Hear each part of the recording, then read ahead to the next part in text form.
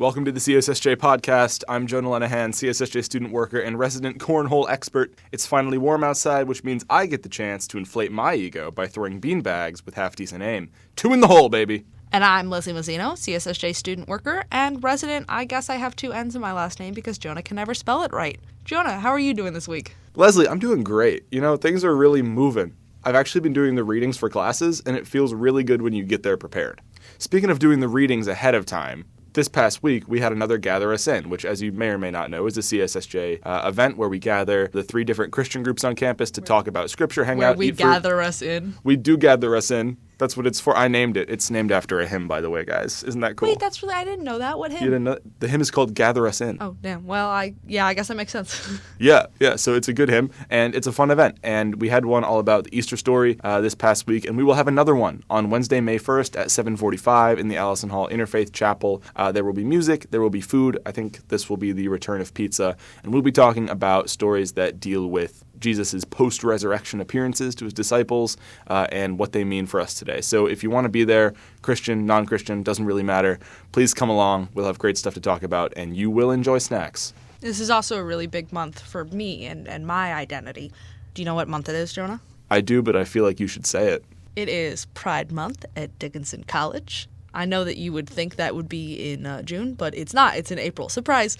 It is Pride Month at Dickinson, and I am so excited to engage with all the stuff that LGBTQ Center has planned for this month, including a very, very special interview that we have today with Tommy Lee, who is the director of the center. He started last October. He is phenomenal, and we had a really, really great chat about identity and the way that being queer can intersect with being religious or secular or spiritual. I'm very, very excited to hear this interview. This is a rare one where I don't get to be in the studio, and so I can't wait to hear what you and Tommy talked about.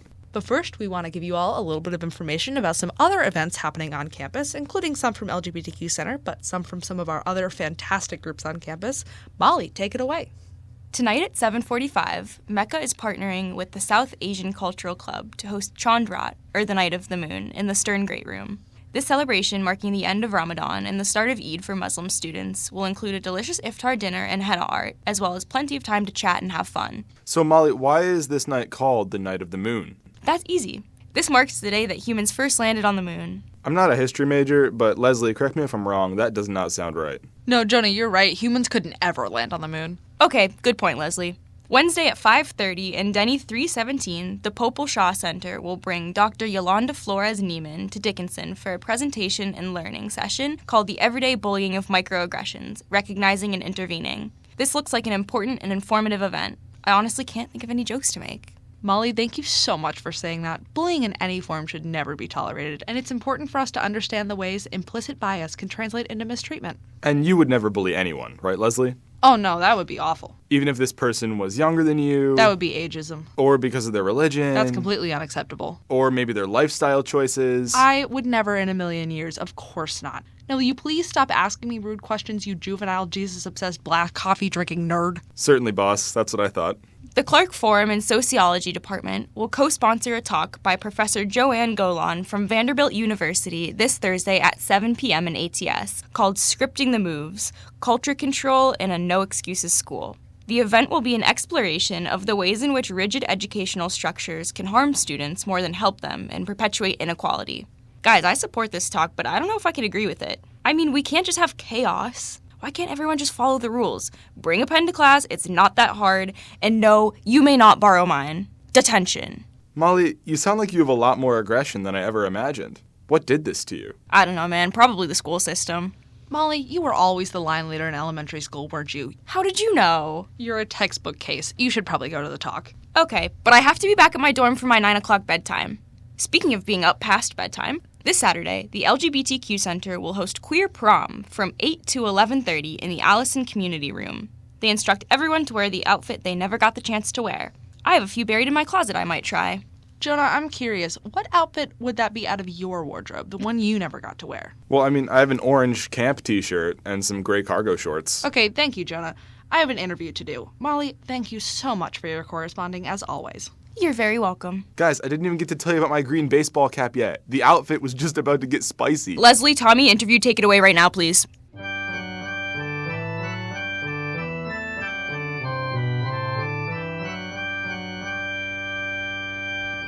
Welcome back, beloved listeners. Today in the studio, we have Tommy Lee, director of Dickinson's LGBTQ Center. Tommy, welcome to the studio. Thank you. Thanks for having me. Will you start off by telling us a little bit about yourself, your religious, secular, or spiritual background, your work at Dickinson, your personal background, whatever you feel is most important for us to know about you? Yeah, absolutely. So as you said, I'm Tommy. I use he, him pronouns. I am a gay, queer man who is the director of Dickinson's LGBTQ Center. I've been in this role since mid-October, so still relatively new to Dickinson, but have really enjoyed being here so far and getting to know everyone. You said spirituality, so I grew up in the United Methodist Church. I was really involved in youth group. I was on the admin council for the church as the youth representative. I was that kid, and went through my own sort of journey of realizing that I didn't want to be a part of an organization or institution that didn't align with every part of my identity. And so I often talk about, as I was going through the coming out process, I also went through a process of rediscovering spirituality and what made the most sense for me in a religious context. Stepped away from religion for a while, but I think as I became more comfortable and confident and proud of who I was in terms of my sexual orientation, I realized that I could also be other things that are more holistic and the true sense of who I am. And so I've been through, I think, probably never-ending journey of discovering what it is that I believe spiritually. Most recently, I was a part of the Metropolitan Community of Churches, which is a national LGBTQ centered, owned, run Christian denomination. But I don't really claim any one label particularly. So in that vein of talking about coming out, having a struggle with the connection between your spiritual or secular or religious identity and then between LGBTQ plus identities, to a lot of people, the work of the CSSJ and the LGBTQ Center can seem very separate, and some people might even consider them opposed to each other because there is a misconception amongst a lot of people that religion as a whole, which is already a misconception that you can generalize anything about religion as a whole, but that religion is inherently anti-queer, anti-LGBTQ+. So how can we, specifically on Dickinson's campus, but if you're comfortable talking sort of more widely in the U.S., in the world, etc., how can we foster better joint efforts and educate people about the intersectional nature of DEI work? That's a phenomenal series of questions, and I think the most important thing to remember off the bat is that the core mission of both the LGBTQ Center and the CSSJ, it's all about social justice. It's about creating a campus climate, an environment that does the most good where we can, and that instills in people a sense of belonging in a way that affirms who you are. And so those are not conflicting missions, right? We can achieve both. I think with equity in particular, you do need to consider historical disadvantages and historical harms. And for many queer and trans people, religion is one of several sources of where they experienced prejudice or discrimination or, unfortunately, often too many times, violence and abuse. Mm-hmm. So I think both centers are completely aware of that and, focus on that. We're not trying to brush under the rug or hide that fact. Like you said, it's gross to make generalizations. And so religion is just as broad of the concept as sexual orientation and gender identity, and there are so many subsets within that. What I think is really important to know is that I think for a lot of people, in the same way that our sexual orientation and gender identities are, our religious or spiritual or lack thereof identity is deeply personal as well. And, there might be institutions or organizations that I think can bear the responsibility for those historical harms. But there is so many, in my own life I'm aware of this, and statistics and data show this, religion is such an important piece for so many people in their sense of well-being and health.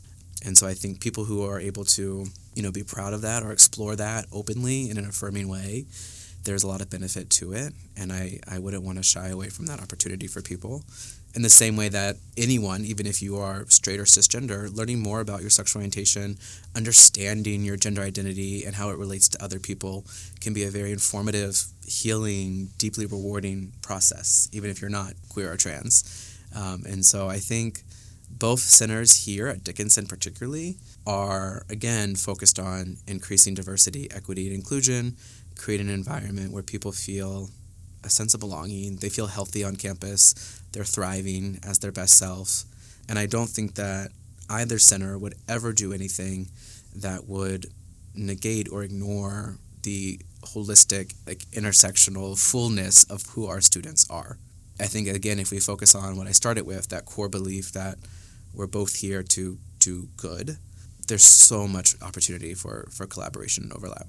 As a result of that non-acceptance and sometimes violence from religious institutions against queer people, a lot of queer people are unfortunately prone to anti-theism, the belief that religion is inherently harmful and wrong due to the anti-queer sentiments that they've faced and their personal negative experiences. That was, I've discussed this before on the podcast, my experience in high school. I fell into anti-theism as a result of figuring out that I was queer and thinking there's no place for me in this community, that being religion as a whole. How can we potentially recognize and confront these challenges in order to create safer queer spaces and identities without discussing or maligning religion and spirituality? How do we find balance and nuance in that conversation? Yeah, that's incredibly important.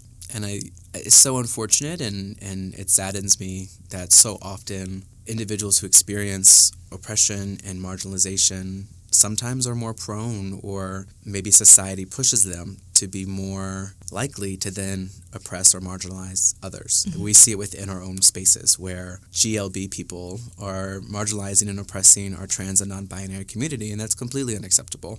But it happens, and we see that white queer and trans people are constantly oppressing or marginalizing or pushing out our trans siblings of color and our queer people of color.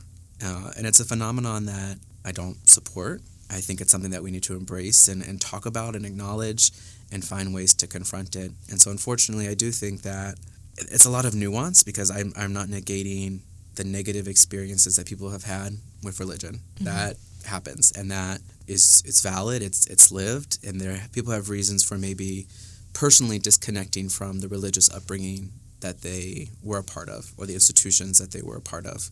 But I do think it's inappropriate and concerning to then just completely disown the total concept of religion. Mm-hmm. To make such a large generalization, it's hurtful and it's harmful, and it happens to us all the time. And I think that awareness of not wanting to do to others what is being done to us far too often, it's easier said than done, but I think there's a level of awareness that needs to be achieved there. I think your sentiment of don't do to others what's being done to us is a really concise and thoughtful way to put it.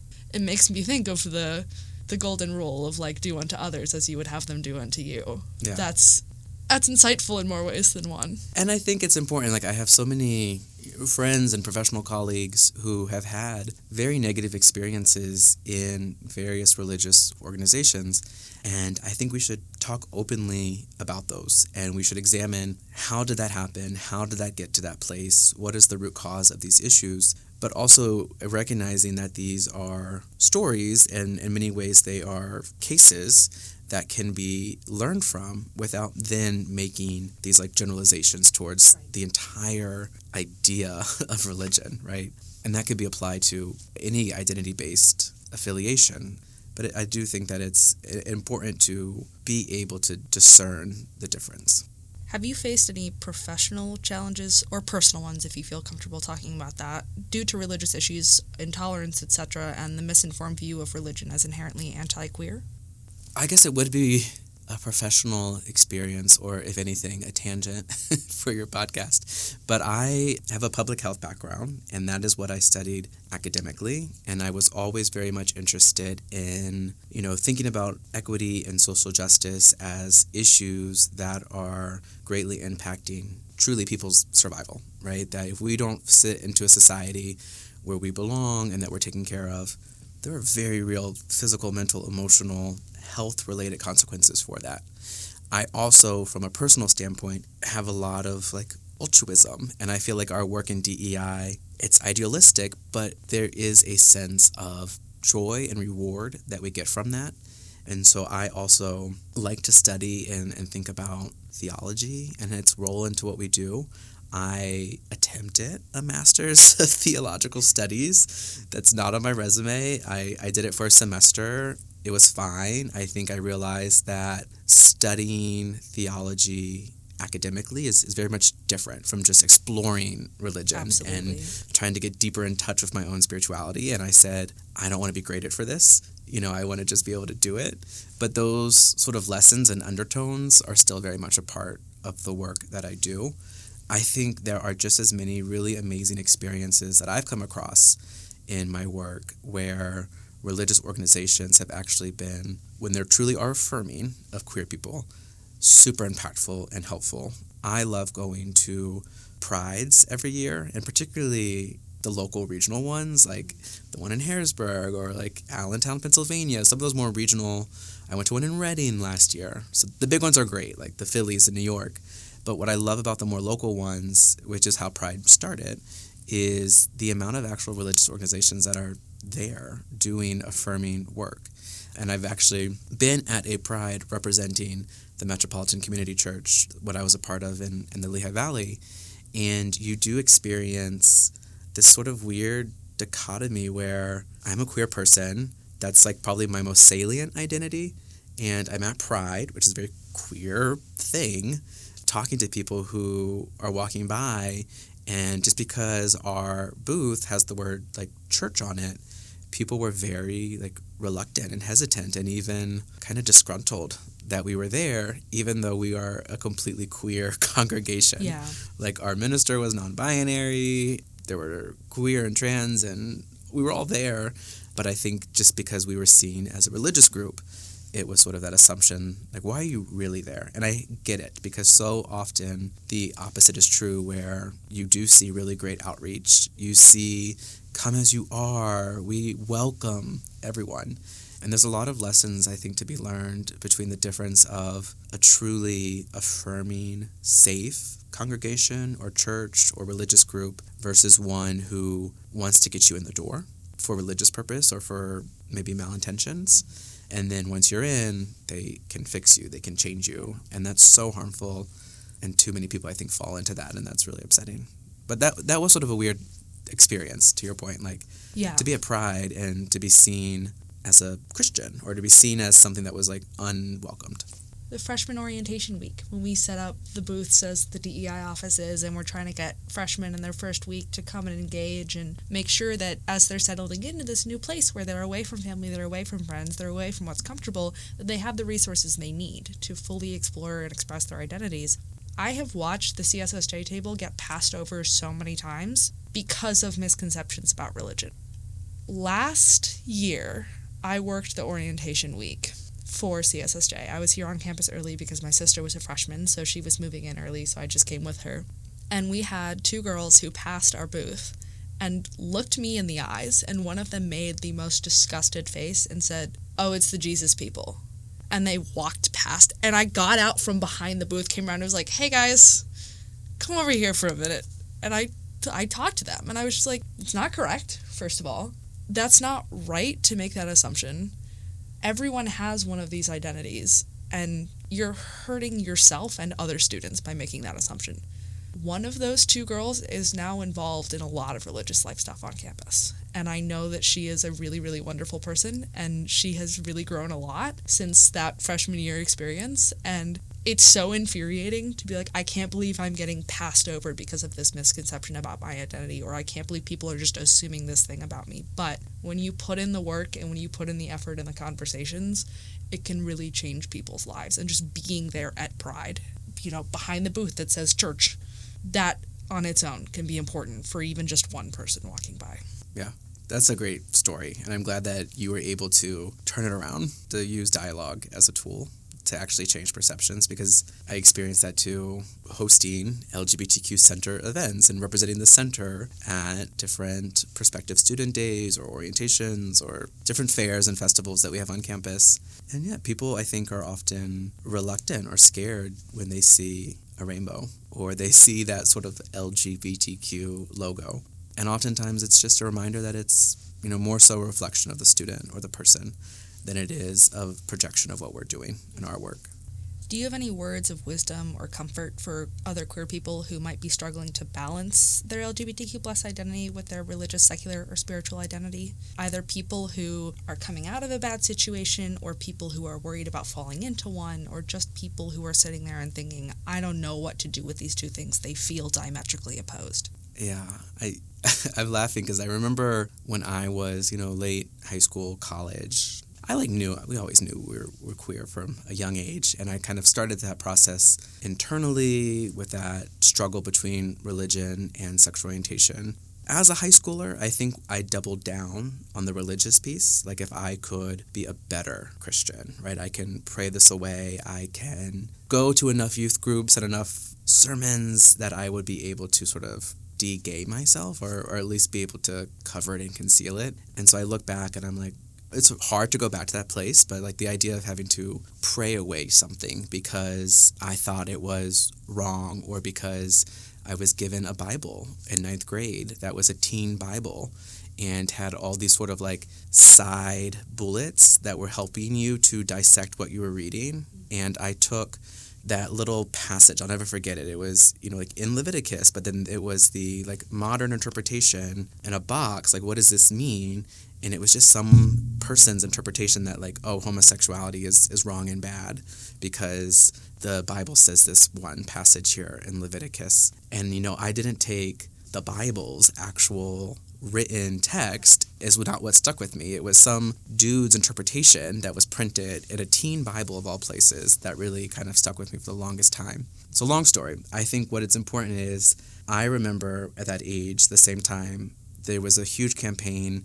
It was very common. Everyone was like, it gets better. It gets better. Like, it was a book. It was The Ellen Show, which we don't have to go down that road. But everyone was saying it gets better. And at the time I thought, oh, what a cliche. But now that I'm older, my advice is that it does get better with time. Society, it often feels like we aren't moving in the right direction. But if you actually look at the big picture, we are chipping away at progress. I think back now from sort of a very deeply spiritual place. I, was in high school in, let's say, 2007-ish, and I was praying, like, help me to get better, help me to make this easier, help me to, like, have a life that's worth living and meaningful. And I think even though I was praying away the gay, what actually was being heard by the divine, I received. Don't Ask, Don't Tell was repealed. Marriage equality came. I fully stepped into my identity. I am engaged to be married next year. Congratulations. Thank you. And I'm going to marry a man. Woo! And I am going to one day hopefully, be a parent. And I have a wonderful, rewarding job that allows me to work with other queer and trans people at an institution that pays for a queer and trans resource center. And so everything that I prayed for, even though I was using different language and words, I think the divine answered in the right way. Like, life got better, and I learned that the institutions, the people who print Bibles, right, the talking heads are not the divine. And whatever the divine is for you, I've also learned that there is such great queer literature, and I think things that were really helpful for me is stories like The Color Purple, which I know is a movie now, it just came back out, but like that idea about your queerness is incredibly beautiful. You are made in the image of the divine, and so your queerness is just as much a part of that sort of woven fabric of what the divine is and can be. And I've learned to, through actions and through other people, see the divine in others, through just being in joy with people. We all have our sacred worth, and that's really powerful for me. And I also acknowledge that that's my journey, and I have a lot of friends whose complete and total removal of religion is what they needed. for their health and well-being. And so I would just remind people in summary, like, do what's right for you and try as hard as it may be to discern what you are feeling and experiencing spiritually versus what is being given to you. My very last question / promo slot. What has the LGBTQ Center been up to recently? Is there anything you're super excited about or super proud of that you just want to talk about? Yeah, well, I mean, we're constantly doing stuff. April is going to be Pride Month for the campus, and so we have a lot of events coming up in April. Follow us on our social media, DSUN LGBTQ on Instagram. But I would say I want to give a huge shout out to two of my students, Dion and Grace. They're our senior Pride coordinators. We had the drag show last weekend. It was fabulous. It was so good. It was so good. It was, I've been told, like one of the best in a few years. All the queens were absolutely amazing. And I was there. I really felt, beyond just being an incredibly like well-run, well-done event on campus, and MOB was such a fabulous organization to work with and help fund the program. But what I was telling my students was, beyond just a great program, it was a moment of just pure queer and trans joy. It felt like church, like to me. Like it was just that powerful. And to see like almost 800 people in the audience just having the time of their life. And it really like reverberates. Like all week long, we've been getting messages of like how amazing it was, but also the representation, the visibility on campus, how powerful that is. And I think in so many ways, like queer celebration, it's also like deeply spiritual and rewarding. And there was something divine at that drag show, I think, for sure. One of the things that I have always found compelling about religion is just the community, the music, the feeling of being in a space with other people celebrating this one thing all together. And that is what that drag show felt like for me. Yes. Like it was so phenomenal. Yeah, to be able to show up authentically and to just like celebrate each other and to celebrate an art form that's under attack. It was amazing. And let's be honest, like so much of religion is also like camp and drag too. Oh yeah. So there's a lot of similarities there. Tell me the guy who gets up at the front in all of the different robes and like the red, shiny things, the red and, shiny shoes, and it's the same sort of vibe. Yeah, I think at the end of the day, we're all just trying to be the truest versions of ourselves and to allow others to do the same. Thank you so much for joining us. We look forward to everything the LGBTQ Center gets up to for the rest of the semester and into the future. And we look forward to hopefully talking to you again at some point. Yes. Thank you so much.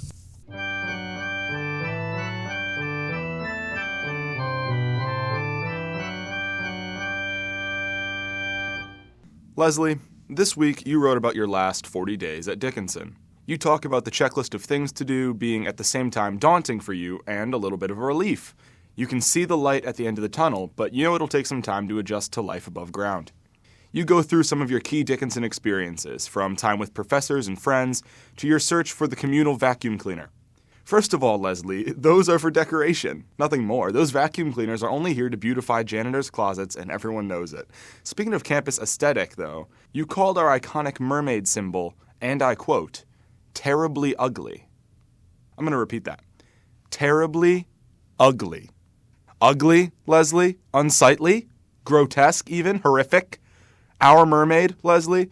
The gorgeous, golden bronze symbol of Dickinsonian greatness, gleaming in the sun, gazing graciously over the academic quad. In snow, in rain, in blazing heat, in howling wind, she surveys us, Leslie, protecting us, benevolently presiding over this community through every challenge and every difficulty, her serene oval of a head and gourd-shaped posterior the ideal figure of a Dickinsonian goddess/mascot. This mermaid, Leslie, you would call ugly. You would castigate this friend, this mothering figure, this lover of every last student and faculty member, not in front of me, not in my newsletter, Leslie Mazzino. Not at the school I adore. I rebuke you, Leslie. You and your sacrilege, your downright bile. You, my dear friend, have forsaken these values that we as Dickinsonians hold dear. You are, as of this day, a heretic in my eyes. Be gone with you. Be shunned. How dare you profane the name of our mascot?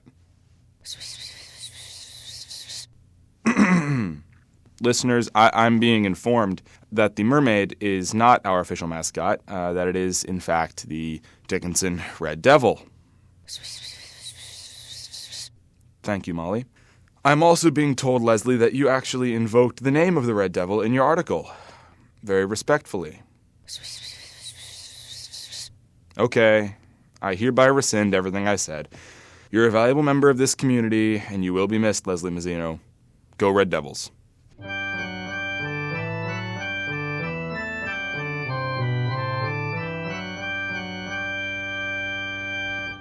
Jonah, thank you so much for that interesting review of my newsletter, which I wrote so thoughtfully. I'm so glad that you really got the core message out of that. Listen, Leslie, Dr. Shadler likes to talk about how Dickinsonians aren't proud of enough of our identity.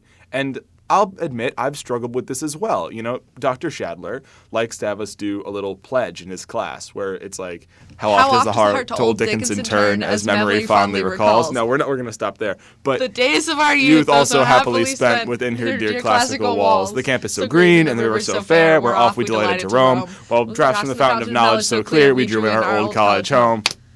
Yeah, so we have to do the beginning of every class with Shadler, and he says he's going to continue doing it because he hasn't gotten any negative feedback. To me, 90% of the students in your class sitting down while you go through this bizarre exercise is negative feedback. But to him, it's showing that 10% of the Dickinson population still has intense pride and isn't just scared of the authority of a professor.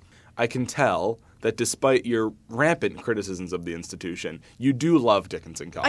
I do. And I love to complain. I'm a complainer at heart. I know this. I know you very well. But I see the way you talk about Dickinson as if it's like your cousin who bothers you, but also you love him unconditionally. And, like, that's inspiring to me because I wish that I had that innate sense of pride in this school, and I'm trying to develop it. And so watching you complete your 4 years and talk about, you know, all of the things you'll miss and the icons of the college, even though you called our mermaid ugly, is inspiring to me. She's objectively so ugly, and I really, really love her for it. Like, I think she's like a real queen, you know? See, now, if you had phrased it that way, I wouldn't have attacked you.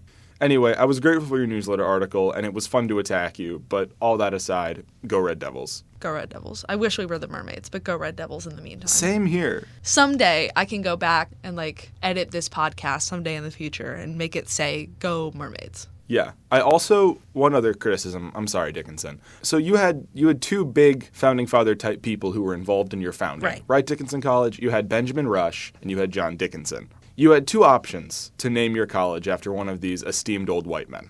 You could name your college Rush College, which is a sick name, or you could name your college Dickinson College, which earned me ridicule by 15-year-old campers when I wore my Dickinson bucket hat at work this past summer. Yeah, I have a nice coffee mug in my room that says Dickinson, but it sort of goes around and you can only see 4 letters at a time. And I see where you're going with drift, that. Yeah. Right. I catch the drift. If it was Rush College, that's like big in your face. It's great. Rush College, you know, and it's like fun. And like you could see an 80s movie about college being at Rush College, you know? Yeah. Do you see an 80s movie about college antics being said at Dickinson College? No. Right? So, like, I'm not telling you to change your name or your mascot, Dickinson College. I am telling you, there had are 2 better options. Yeah. You could have been Rush College, and your mascot could have been a mermaid. This is not my field. I'm not in charge of your PR. Right. You're not a marketing exec. Maybe we just don't understand. No, but Andrew Garcia, if you're hearing this, just Mermaids, give it some thought. Yeah. Rush College. Just like think about it. Make some of those shirts. Just trial it in the bookstore. Trial balloon. Yeah. Float see how that. it goes. Float that. See what happens. Leslie, I was very grateful for your interview with Tommy. I learned a lot. Me too. I can't wait to keep working with the other DEI offices into next year. I think CSSJ is going to find lots of new ways to connect with the other directors and other staffs and student groups. So it's going to be great. Thank you so much, everyone. I think this has been a phenomenal season. We have 2 episodes left, and we are so excited to get these out to you all. We really think that this is something that you all will really enjoy and that we've been so proud to make. So thank you so much, everyone, and we hope to see you again in a couple weeks. Bye, guys. Roll devs.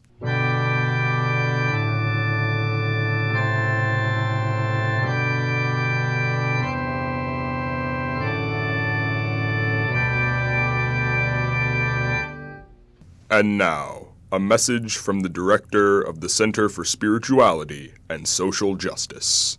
Hey everybody, not Cody here. This entry into the growing library of the CSSJ podcast episodes comes to you thanks to the REM song Lightnin' Hopkins, the soundtrack to which I wrote this script. Special thanks to Tommy, more than one director can pull off the millennial beard Lee.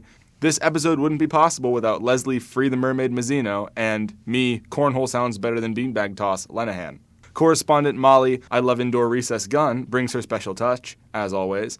Special thanks to J. Cody Scheduling Nightmare Nielsen. Finally, thanks to the radio station for letting us use the podcast room. Sometimes they even leave it unlocked for us. Jonah, I got a question for you. Fire away. If you could add one protected class under the Civil Rights Act, what would it be? Easy. Android users. Why? Do I have to say?